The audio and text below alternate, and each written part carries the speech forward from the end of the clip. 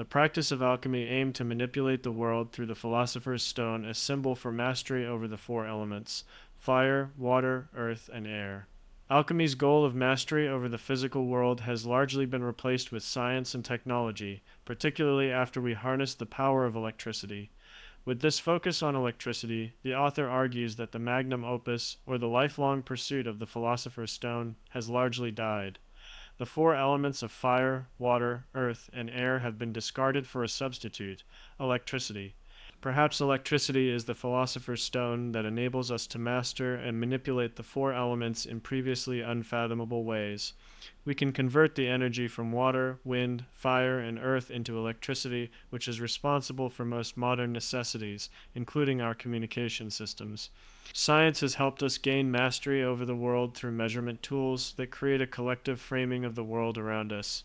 In other words, it allows us to falsify beliefs, which enables us to build a collective knowledge of the world via negativa. For simplicity's sake, we can say that science and technology have offered a path towards mastery over the physical world. A substantial portion of reality is governed by your beliefs. Anytime new evidence emerges from the latest trending topic blaring on the news cycle, we can see this play out. This realization dawned on me during the public release of the footage from the George Floyd murder case. I observed divergent realities emerge. Those who believed in Chauvin's innocence saw the lawful restraint of a highly erratic and inebriated man with the appropriate amount of force. Those who believed Chauvin to be a murderer saw a frightened man victimized by an unjust, racist, and corrupt law enforcement system. Seeing such a stark contrast in conclusions despite exposure to the same video was a fascinating, yet frightening phenomenon to witness. People saw what they wanted to see, proving that people's realities are governed by their beliefs, despite the conventional belief that objective evidence points us towards an objective truth. In this situation, science offers no help. It can inform us of the involvement of drugs and generalize what constitutes lethal force in different population groups, but it cannot tell us whether a law or its enforcement is just in a highly nuanced situation. Science cannot categorize Floyd or Chauvin's intentions, nor their emotional states. To make a long point short, there remain a large portion of beliefs that exist outside the expertise of science. Hence, our sense of reality and morality is not always governed by an objective truth as told by science or religion, but by deeply personal, subjective truths. How does this pertain to alchemy? If a certain portion of reality is contingent upon our beliefs, the magnum opus can be attained through the manipulation of deeply personal beliefs and emotional states, including significance, motive, and meaning. Science and technology has manipulated our collective beliefs of the physical world, but highly personal beliefs remain a separate frontier that remains unexplored for many.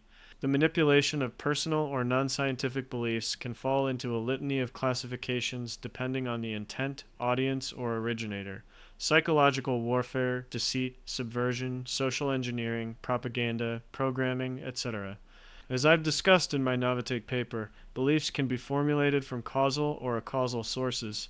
Or to draw a parallel to Ian McGilchrist's work, beliefs are built by either the linguistic, verbal, detail-oriented left brain or the symbolic, mute, holistic right brain. To remain pointed, this essay will retain its focus on word alchemy, or programming that targets the linguistic left brain. In our paradigm of word alchemy, the four elements become metaphors for linguistic elements we can master, that when expertly harmonized, they produce a music that bends reality for those affected by it. Air lifts us towards the idealistic, futuristic, intellectual, complex, or big picture. Earth grounds us with a calming presence. It is pragmatic, reasonable, simplistic, and detail-oriented. Fire blazes with authority, conviction, and passion. It spreads easily because it tends to be transformative, mimetic, and influential. Water flows with its audience. It is adaptable, reflective, and satisfying. The reader may surmise that air and earth are opposites in content, while fire and water are opposites in style. In my line of work, air and earth would be akin to new product development and sustaining projects, respectively. Those in new product development focus on building the future of the business and paying tomorrow's bills, while those in sustaining focus on the work needed to sustain existing products and pay today's bills. Likewise, air types tend to think about the future, while earth types tend to be grounded in the here and now. An over-reliance on air may look like neglect of today's problems, too much complexity or over-engineering of a situation, and grandiose ideas or theories with little practicality. An over-reliance on earth looks like an inability to see the forest for the trees, stagnant thinking, for example. This worked for the past 15 years, why won't it work today? An oversimplification of nuanced situations. Fire and water are opposites in a different category. Water tends to be adaptable to the ideas, body language, and tone held by the audience. As Bruce Lee said, empty your mind, be formless, shapeless like water. If you put water into a cup, it becomes the cup. You put water into a bottle, and it becomes the bottle. You put it in a teapot, it becomes the teapot. Now, water can flow or it can crash. Be water, my friend. In this metaphor, water is your communication style, while the vessel it resides within is your audience. Fire is its opposite. It molds people to its message through passion, conviction, and influence. An over-reliance on water tends to be uninspiring and milquetoast, while too much fire looks like insensitivity and an inability to freely collaborate or exchange ideas. Put into Marquis de Sade's paradigm, fire is dominant while water is submissive. With four elements resting on the axis of content and style, we can personify four distinct quadrants. Starting in the top left corner, we have the noodler. He is full of great ideas because he sources them well from others. He understands his audience's pain points. The noodler runs into problems because his ideas tend to fizzle out. They lack conviction, so they are easily swayed by the opinions of those that communicate with more fire. The end result for the noodler is sad. He can relate to others and present a thoughtful future, yet his lack of conviction stagnates his progress while leaving his audience uninspired. He may also neglect to connect the intellectual dots for his audience, leaving the audience stuck on the ground while he floats above them in his theoretical, complicated world. Moving back to Earth, we have the relator. The relator has a soothing voice that can ground the inflamed. Relators put people at ease by adapting to their audience and keeping the message simple. They know what you want, so they give it to you. The relator could also be called the mirror because of their ability to reflect people's desires back to them without offering a glimpse into a separate worldview. Leveraging this balance of earth and water is like playing social chameleon, which makes for an excellent communication style in political environments, particularly when in a subordinate position. The relator fails to inspire since many do not see his ideals beyond being likable, nor does he share or speak with passion. The relator is viewed no more and no less than a friendly guy who goes with the flow. Adding some heat, we have the straight shooter. You might recognize the straight shooter through phrases like, I call a spade, what's the problem? They speak with conviction on pragmatic matters with little regard for how it is received. These simple messages tend to spread rapidly a la, Make America Great Again. When expressed by someone in a position of power, such simple and blunt messaging tends to influence people through fear. The straight shooter is highly effective at getting things done, but he hasn't made many friends in the process. This communication style has its advantages and disadvantages that don't need to be spoon-fed to the reader, but we'll let this topic rest with an African proverb. If you want to go fast, go alone. If you want to go far, go together.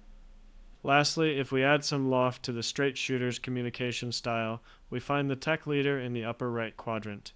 This communication style can best be personified by the following statement: get on the train or GTFO the tracks. The tech leader differs from the straight shooter in that he presents his message in a complicated, long-winded manner while the straight shooter keeps it blunt and pragmatic. The tech leader's message can ironically be more influential to an audience that prides itself as being intelligent. The audience will enthusiastically clap along to signal their intelligence because the tech leader's passionate message sounds great, but the audience members covertly doubt themselves if their intellectual caliber pales in comparison to their self-image. Considering the target audience might illuminate why such a communication style is prevalent with tech leaders. The tech leader's communication style works well if you have an audience you wish to dazzle with complexities and jargon. If clarity is your goal, an over-reliance on your conviction and complexity can work against you if you don't consider the narrative your audience needs to truly understand your message. Achieving balance. As the reader can surmise, the four elements can be used in varying degrees to achieve any intended outcome. However, let's return to the context of this essay, Our Chase of the Philosopher's Stone. Knowing the basic elements, we can approach this one of two ways: holism or reductionism. A reductionist approach revolves around tweaking each element to find the ideal balance.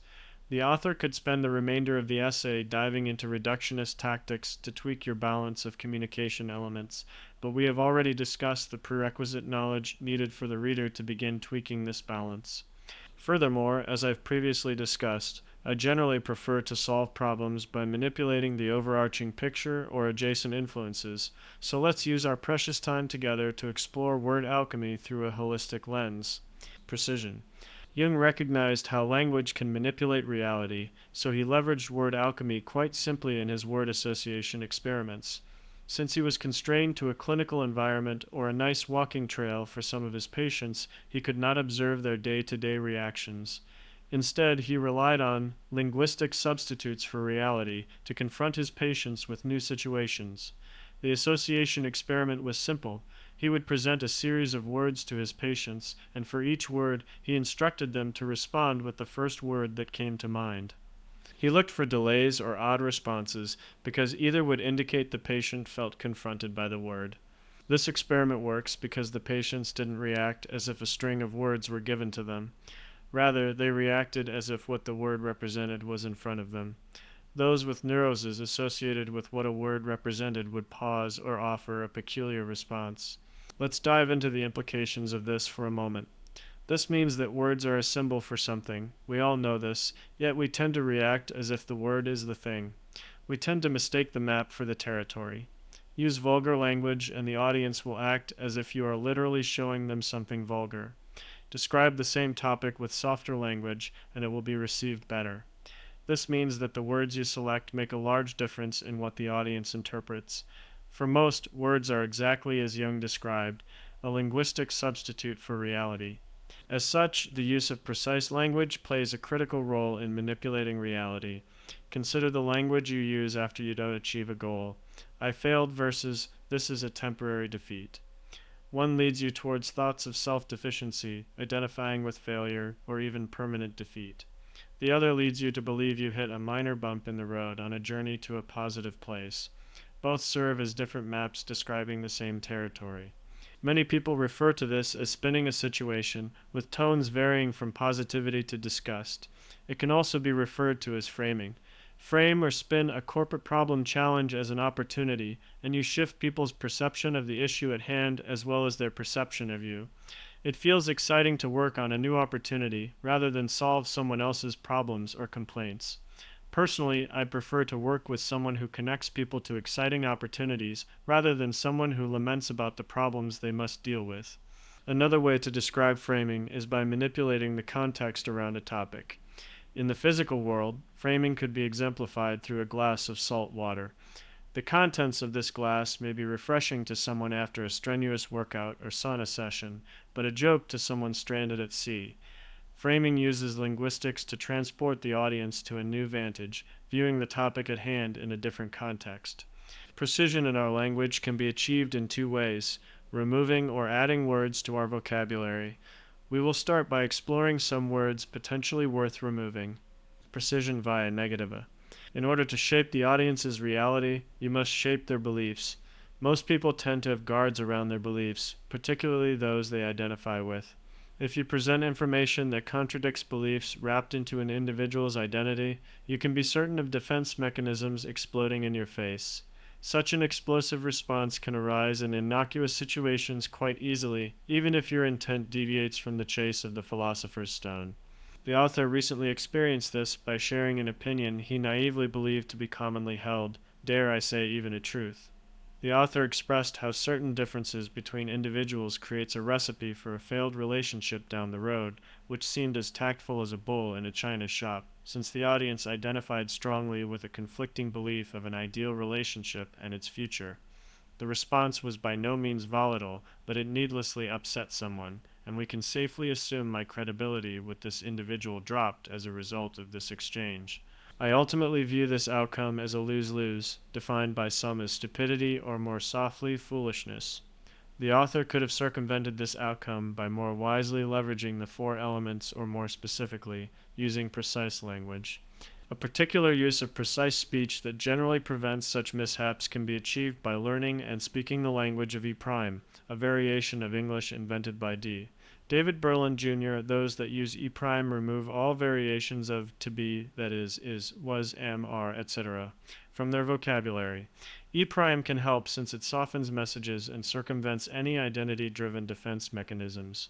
Let's consider how "this is lame" versus "I generally prefer that over this" might trigger different responses. If the audience identifies with the topic at hand, for example, "I am a fan of this" or "I believe in this," the standard English statement can feel like a threat. Standard English ascribes an omnipresent essence to the topic at hand, while E prime describes an observation about the speaker's preferences. Robert Anton Wilson has invented a word that supplements E prime well, symbional. Instead of using absolute words like all, always, and never, we can supplement E prime with the probabilistic symbional, a contraction for some but not all. Absolute words perpetuate the assumption that we live in a binary world where the options are black and white, 1 and 0, or yes and no. If I dare go out on a limb and break the rules of E prime, the world we reside within is highly nuanced, especially since the advent of the Industrial Revolution. A complex world deserves probabilistic language that accounts for everything in between 0 and 1. The spirit of symbional can keep our language grounded in the 21st century.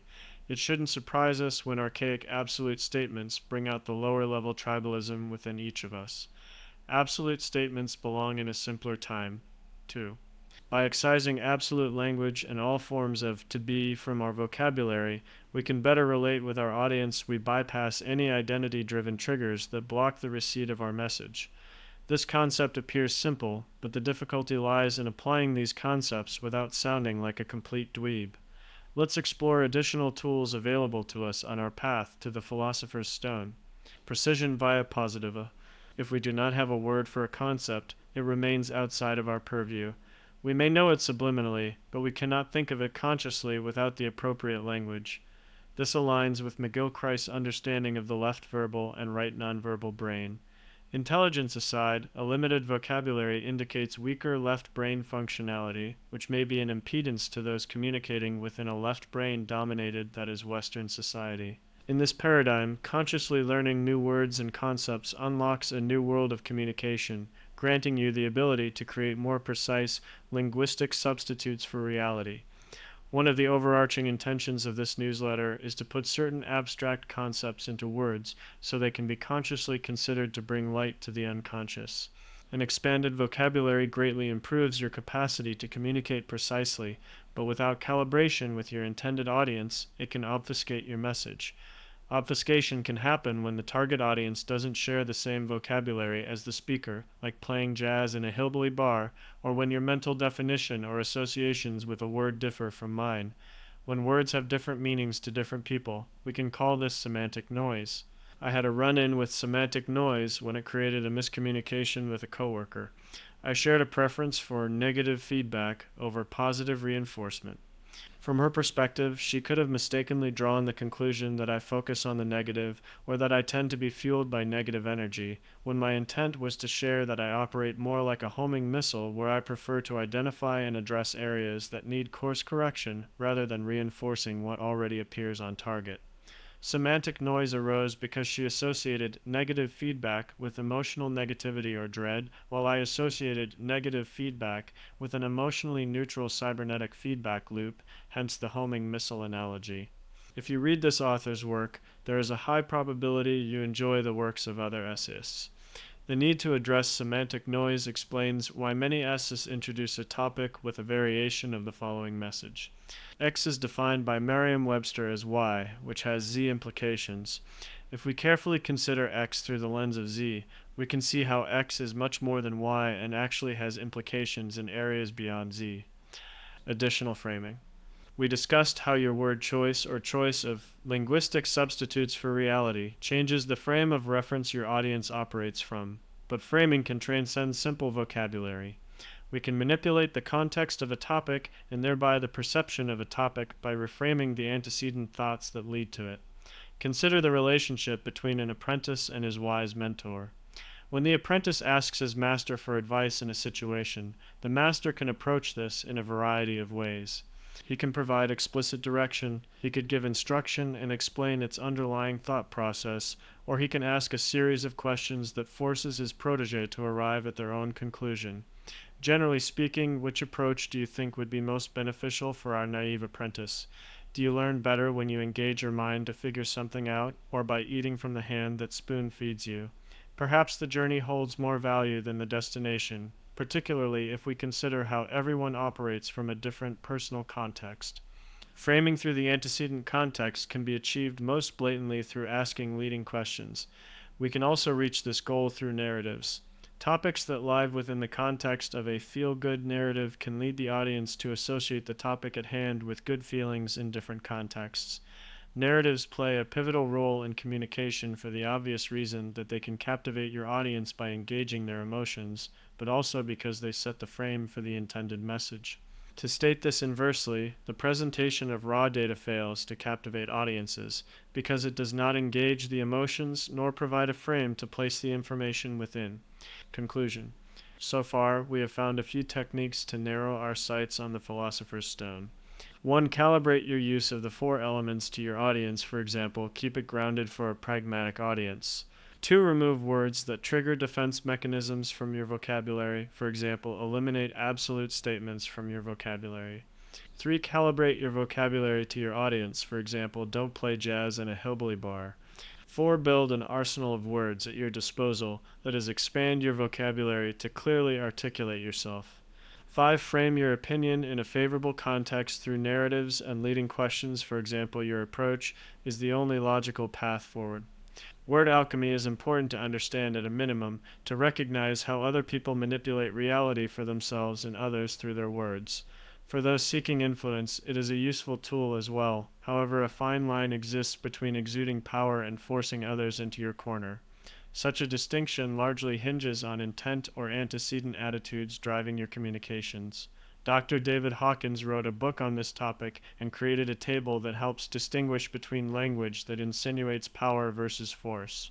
Some are clear opposites, while others appear more ambiguous. Some examples from power versus force include abundant versus excessive, intentional versus calculating, leading versus coercing, principled versus expedient, selective versus exclusive, serving versus ambitious, significant versus important, spontaneous versus impulsive, unifying versus dividing. We ought to consider whether our intentions, the content of our message, and the specific verbiage used to curate our message uplifts those around us or degrades whether we help people envision the better tomorrow that lives within our minds or bully others into our worldview. One pursues a win-win while the other eventually finds itself covered in the mud of a win-lose or lose-a-lose. Thomas J. Bevan stated it well. To focus on and orient your decisions and actions towards finding the win-win scenario is the definition of intelligence. It is also how you live a good life and leave a worthy legacy. Win-wins are acts of creation, lose-a-loses are acts of destruction. The former adds to the collective store of good, whether that be wealth, beauty, good cheer, or any other boon you can think of, while the latter takes it away. Language is a tool that grants us countless opportunities to find such win-wins. By wielding the Philosopher's Stone, we increase our agency to leave behind a worthy legacy. Philosopher's Stone aside, the author hopes this essay illuminates the simple truth that your words matter, that they can shape not only what is possible, but what is real to you and me.